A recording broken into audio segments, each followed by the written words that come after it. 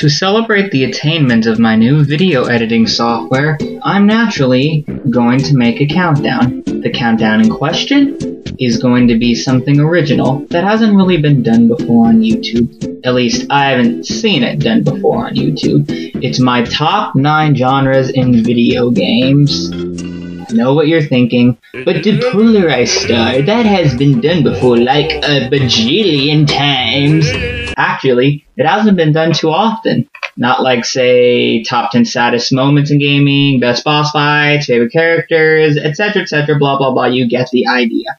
But I admit it has been done before, but not the way I'm going to do it. You see, when most people think of genres, they think of platformers, first-person shooters, role-playing games, etc. However, this becomes a problem when many games not only combine two genres together to create subgenres, but in some cases, when the subgenres are combined, the games define categorization.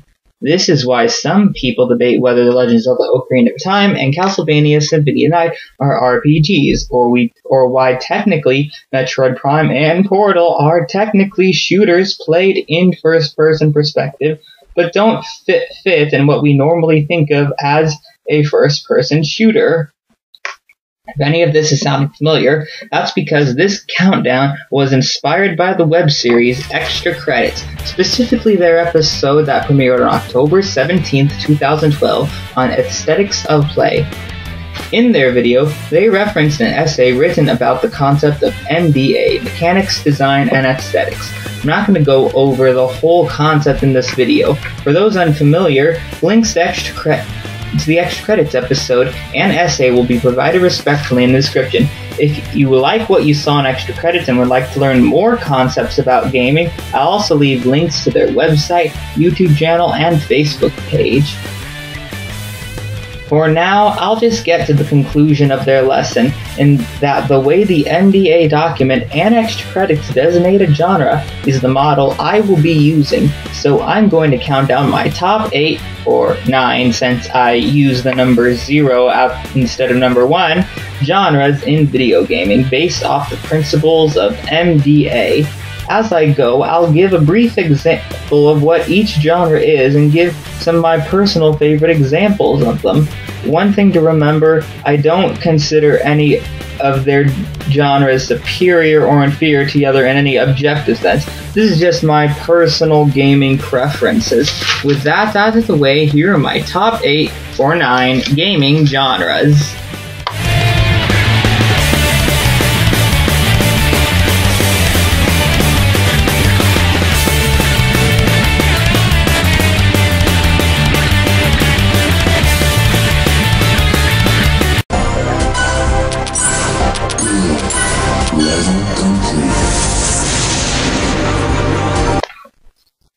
To be honest, this genre is not just my least favorite simply because I like the other ones more, but for the most part, I'm not terribly fond of most of its implementation.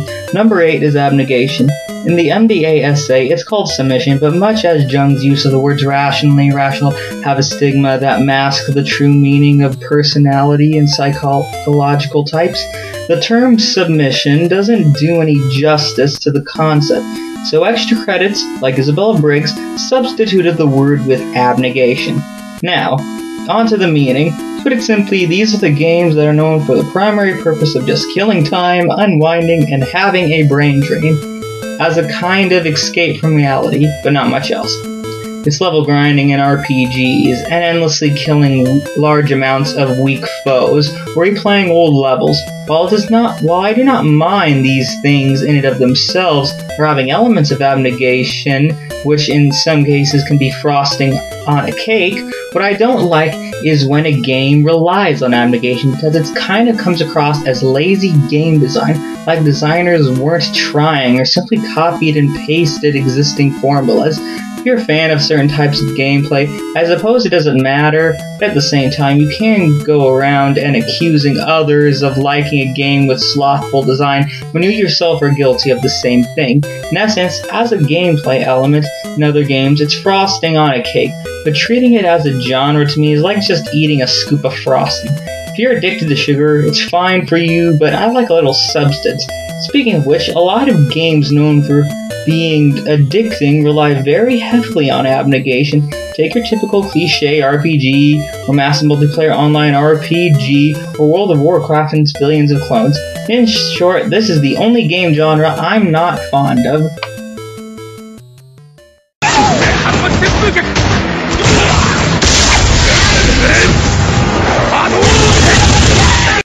Okay, here's where we start to get into genres that I actually like. It might cause some controversy how low I rank this next genre though. Rest assured, even if it's only number 7, it's still leagues above number 8. Number 7 is the competitive genre. I do not dislike this genre if that's what you're thinking. I simply don't like it as much as the others coming up on the list. I don't think I need to explore this term, but for the 1% of human beings that have been asleep since the beginning of known civilization, competition is 2 or more people pitting their skills and attributes against each other to see who will win. It might come from an innate need to dominate others, or just be born out of a desire to sharpen our skills with each other. Nowadays, when most people think of competition genre, it's usually 2 different directions, and those are first-person shooters and fighters. But it also includes titles like racing, sports, real-time strategy, and even party games, as well as other games like Sonic Adventure 2, even though Amy is one of the most cheap, yet at the same time useless characters ever. Plus, she's just annoying as hell. Oh, Sonic! I thought I'd never see you again! I'm so glad you made it! You're not Sonic! Who are you? To be fair, I never really got into first-person shooters for competition. Maybe that's because there's only a few first-person shooters I like in the first place. I'm much more of a fighter person, though I'm not professional at all. The only fighter that I'm fairly good at is Smash Bros, and that's just because it has a pick-up-and-play mentality, though I have been getting better at more traditional ones like BlazBlue, Guilty Gear, and Marvel vs. Capcom. Plus, I really like Team Fortress 2. To me, that is the definitive competitive first-person shooter. I apologize to GoldenEye fans, which I think GoldenEye is a great game, but it's not my favorite. I also like 3D fighters, like Soul Calibur. Of course, I've heard it's not competitive, but the thing about the genre of competition is competition isn't considered synonymous with balance, but balance is a component of competition. I also don't think Soul Calibur is like grossly unbalanced. RTSs and TBSs are probably my favorite games of competition due to managing all these various resources at once, and it makes it feel like a chess match. The reason it's not much higher is I'm not really a competitive person, and in the competitive genre, to fully appreciate, you kind of have to practice and really immerse yourself in the communities that like the fighting genre, such as the fighting game community. And quite frankly, I'm more of the games of art type person rather than the competitive person. Kind of like you have an art critic and a sports enthusiast, but not just a fan like a real sports fanboy. They kind of submerge themselves in different worlds and hang around different crowds. In gaming, I think it's kind of the same thing with the multiplayer competitive crowds and the single-player crowds. There is a kind of difference in thought and taste, and obviously, I'm more of a single-player person. I'll play matches with friends for fun, but I'm not into the genre. Kind of like I think an artsy person might watch a ball game or play with their friends, but for the most part, not really a sports person. Now, there are obviously exceptions, but I think this generalization is pretty accurate. Long answer short, I like the other genres better, and if you disagree, that's fine, it's just my personal preference.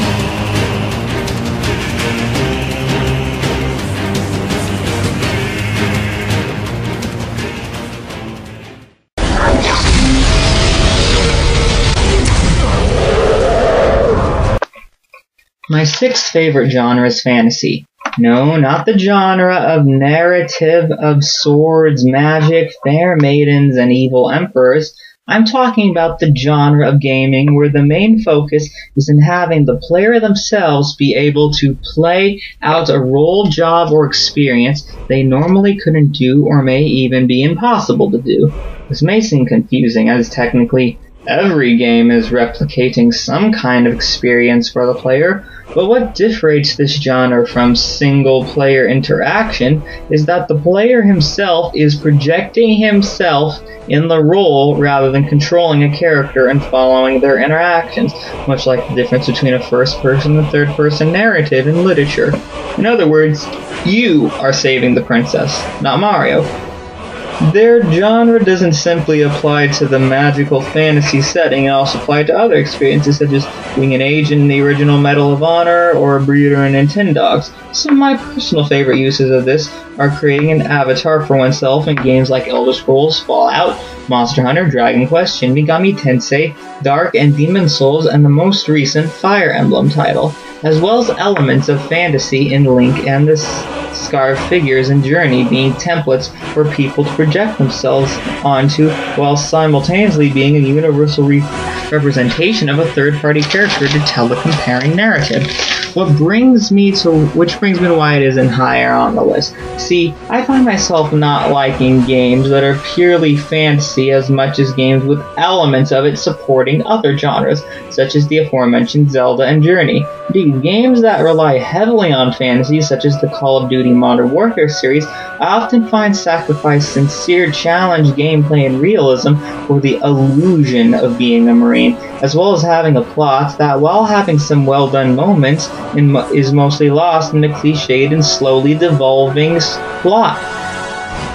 As the first two Modern Warfares had fairly interesting narratives, with a few bumps, but was lost in the third installment. For this reason is why fantasy is only number 6.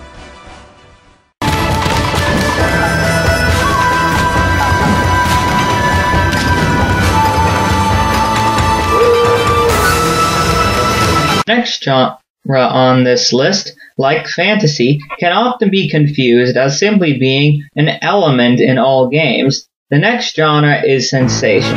Sensation is any game that's primary purpose is to have the experience around a certain sensory impression. For games, that is sight, sound, and to some extent touch. Some people might think this genre is simply about having good graphics and a nice soundtrack. In a sense, it is, but let me explain. Nowadays, when most people talk about graphics, they seem to do so in processing power or how realistic it looks, both when fanboys of next-gen PS3 and 360 games oogle over God of War and Call of Duty, and when the same excuse is used by classic gaming fans to explain that. What makes a game a classic? More than fancy graphics. I couldn't resist. However, there are some misconceptions about this reasoning in that many confuse the appeal of what makes the aesthetics good with the processing power of the technology to render said visuals. There are many such problems with this reasoning. One being that processing power, though soon reaching its limit, is subject to change and improvement over time, which means games that were technologically beast, even 5 years ago, soon become outdated, which means that according to this line of thinking, games that used to have good graphics one day suddenly look like crap, as many young modern gamers say. The second reason is what looks good to one person is subjective and may not look good or even bad to another person, which makes the evolving, consistent, and technological measures of processing power and the subjective, psychological, and varied perspectives of the human mind not synonymous with each other. Further example would be that just because the Mona Lisa looks more realistic than Starry Night does not mean that Starry Night is inferior from an artistic standpoint. Another point is that something that is seemingly less technologically advanced can be more aesthetically artistic. An example would be Final Fantasy Advent Children and Madagascar. Though both are much more technologically advanced than, say, Fantasia or Spirited Away, most would agree that they don't evoke the same artistic wonder and awe from the visuals that the aforementioned Spirited Away, Fantasia, and other of Hayao Miyazaki's films do. So when a game falls into the genre of sensation, that means that the experience of the game itself is built around sensory aesthetics. Some personal examples include cinematic platformers such as Oddworld, another world, or out of this world, depending on where you live. Prince of Persia, Uncharted, and Tomb Raider. Some other examples where sensation is a strong but not the only major hook are Okami, Beyond Good and Evil, and many adventure games such as Grim Fandango, Still Life, Shenmue, Heavy Rain, and platformers such as Psychonauts, Sonic the Hedgehog, Donkey Kong, and Kirby's Epic Yarn. This is a genre that I can enjoy for its own sake, but also see combined to embellish other genres. Before I move on, I feel I must praise the gorgeous sprite animation in fighting games, which are usually more well known for their competitive elements, and often don't get the praise that the game's character and background designs that I think they deserve. Can't possibly list all the examples of great sensational genre games, so let's move on to my number 4 favorite genre.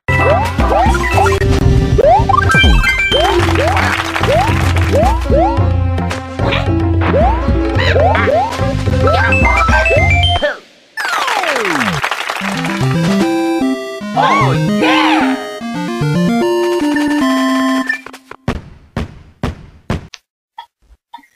This next genre is something so common that it's almost boring, but in another form, I'd like to see it much more often. Number 4 is Fellowship. Some of you may confuse this with competition, but the primary difference is Fellowship works with players towards a common goal, experience, or idea, while competition hits them against each other. Both concepts can appear in the same game, such as team competition matches, but are in fact two different reasons why we play games, and thus two different genres.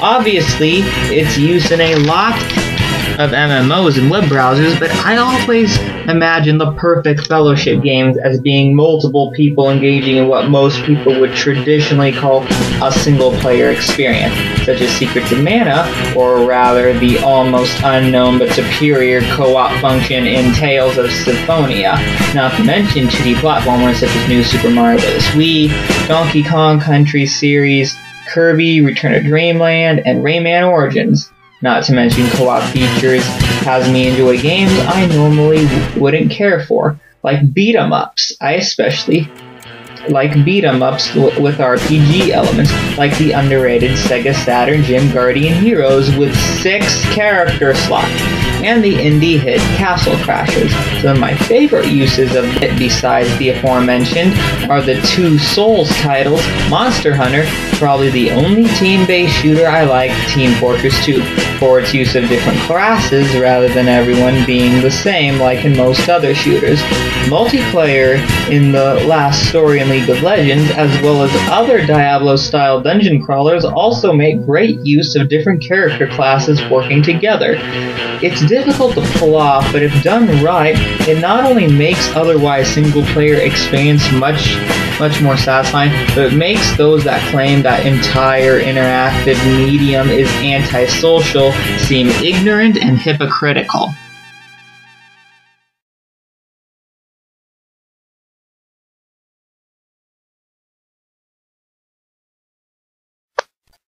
Many people are fiercely debating whether video games are, or ever will be, a form of art.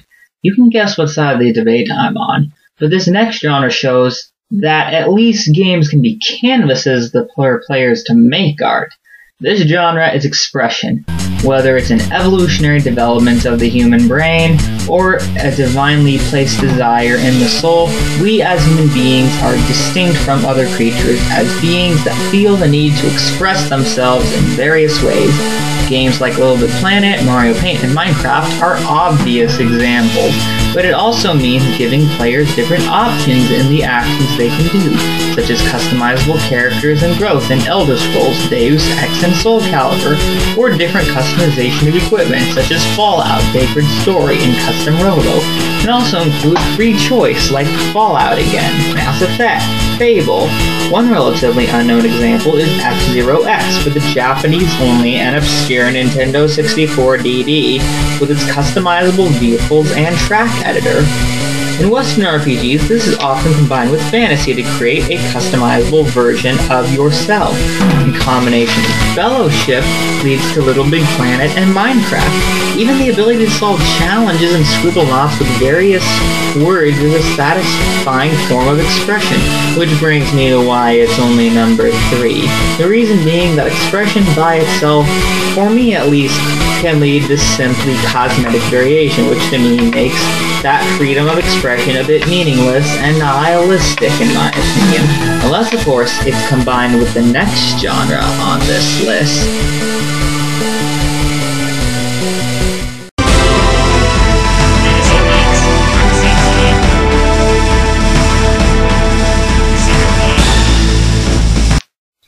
Here's a genre that most everyone is familiar with in gaming that also shows up as an element in other genres, yet it easily is identifiable as a genre in its own right. This genre is challenge. Now before I go any further, let me just clarify. Just like balance isn't necessarily competition and processing power is not a gauge for sensation, challenge isn't synonymous with difficulty. Difficulty can be used to deliver challenge, but it itself is not challenge. Now that that's out of the way, challenge is simply the process of overcoming an obstacle in a game. This can be survival and survival horror, getting from point A to point B in a platformer, using stealth to sneak past or incapacitate groups of enemies, solving puzzles in Portal and Abe's Odyssey, getting past dungeons in Zelda, defeating enemies in a hack-and-slash beat-em-up. The list is endless. Some of my favorite, but not all of my favorite uses of challenge include the use of portals in Portal, using stealth to incapacitate enemies, with major props going to Assassin's Creed, the Batman Arkham series, and Metal Gear Solid 3's use of camouflage. The puzzles in adventure games like Monkey Island and Grim Fandango, as well as heavy use of physics in Sonic the Hedgehog, are notably well done. Use of stealth and platforming in Sly, cinematic platforming and puzzles in Abe's Odyssey, as well as the Mario RPG and Mother 3 for incorporating timed button pressing to add extra challenge in an RPG, as well as Golden Sun's synergy being able to use to solve puzzles as well as engage in combat. There's so many different ways of using challenge, some involving great difficulty like Dark Souls, others being more simpler like Kirby, Return to Dreamland, and Epic Yarn. There's so many varieties of this genre that it'd be impossible to review them all here. Now, what genre could beat a genre that serves as the backbone to so many others?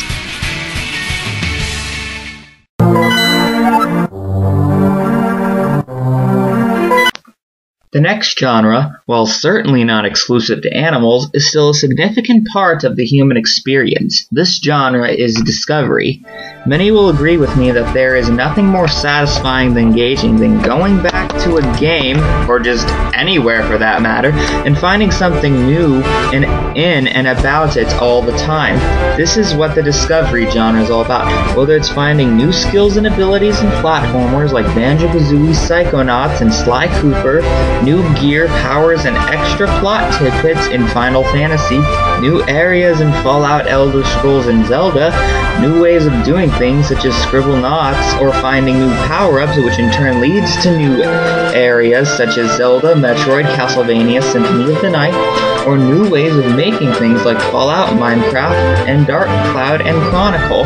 Finding new characters, items, locations, plot details, abilities, levels, even secrets about the developers behind the game in some cases can be extremely rewarding. I can literally enjoy any game based around discovery, and can adore a title that mixes discovery and challenge.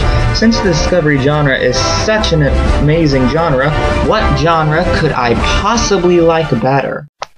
Before we get to my number 0 pick, here's a recap. Number 8, lazy design. Number 7, not a sports fan. Number 6, it's like being there. Number 5,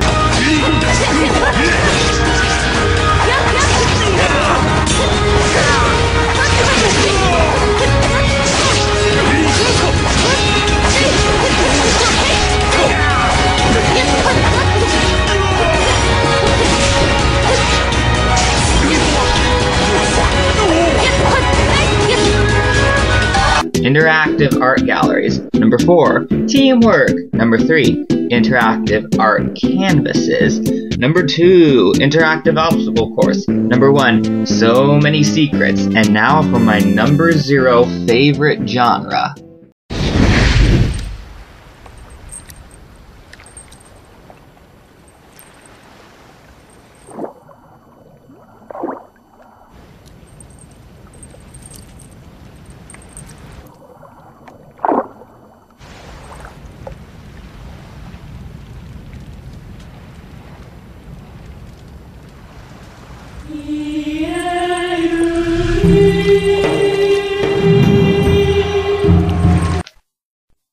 My number 0 favorite genre is a genre that is highly debated in the gaming community. Some love it, some hate it. Some see it as an enhancer to a game, some see it as a dragging it down or even subtracting from it.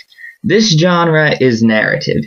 Even fans of this genre may often disagree of what makes a good narrative and how it could be implemented in games. Now, the narrative genre is any game where the primary reason to play is it being an interactive drama. Narrative is probably the most distinct feature of the human experience and what it means to be human. Some of the games I like for their narratives include Metal Gear Solid, Final Fantasy, Mother, Psychonauts, Ace Attorney, Monkey Island, Journey, Shadow of the Colossus, The Legend of Zelda Majora's Mask, Super Metroid, BlazBlue, Far Cry, Bioshock, Professor Layton, and so much more. This is the genre that I like because of its ability to impact a person. What other genre can make a person feel the impact, emotion, and depth, as well as offer some subtle commentary on life, as Metal Gear Solid's themes of warfare, Mother 3's themes of loss of loved ones, Bioshock's forewarning of postmodernism, and the Behemoth Final Fantasy with libraries of themes and commentary on the human condition. And that, my friends, is what makes it my favorite genre in gaming. Leave in the comments below what you think are some of your favorite genres, as well as some of your favorite games and why you think you play them. Tell me what you thought of my video, what you liked and disliked about it, or even leave a video response. But please keep it civil.